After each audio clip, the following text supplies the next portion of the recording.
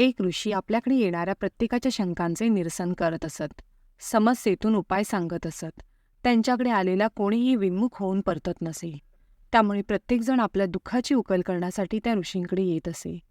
एक दिवस एक व्यक्ती एक प्रश्न घेऊन त्या ऋषींच्या भेटीस आला. ऋषींच्या नुसत्या दर्शनाने त्या व्यक्तीचे मन शांत झाले.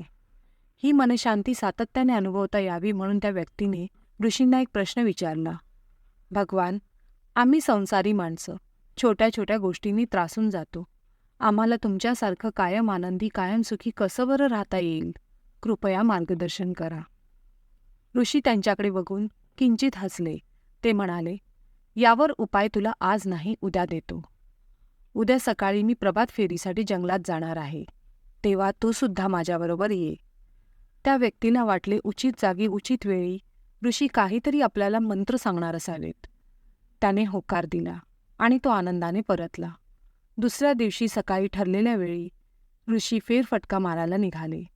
तेव्हा ती व्यक्ती वेळेआधीच हजर झाली आणि ऋषींसोबत चालू लागली. ऋषी शांतपणे चालत होते. व्यक्तीच्या मनात चलबिचल सुरू होती. ऋषी तो मंत्र कधी देतील याची त्याला उत्सुकता लागली होती. तेव्हा ऋषींनी वाटेत पडलेला एक जड दगड उचलला आणि काहीही न बोलता त्या व्यक्तीच्या हाती दिला. त्यानेही तो निमूटपणे हातात घेतला. दोघे चालत राहिले.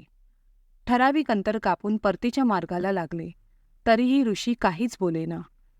त्याची चिडचिड होऊ लागली आणि दगड हातात धरून हात प्रचंड दुखू लागला. त्याचा संयम संपला.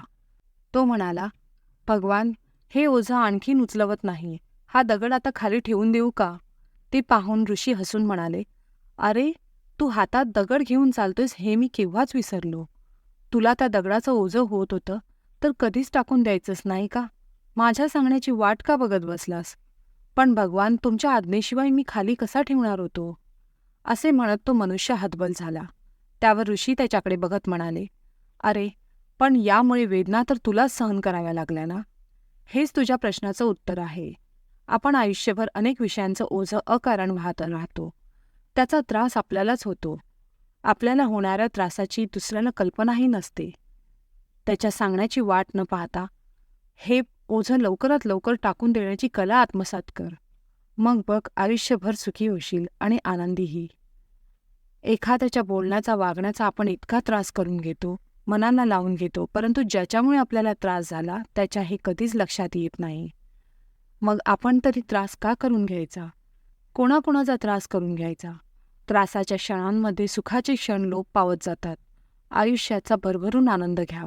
जे ओझत त्रास देतं ते काढून टाका. प्रवास आपोआप सोपा होत जाईल.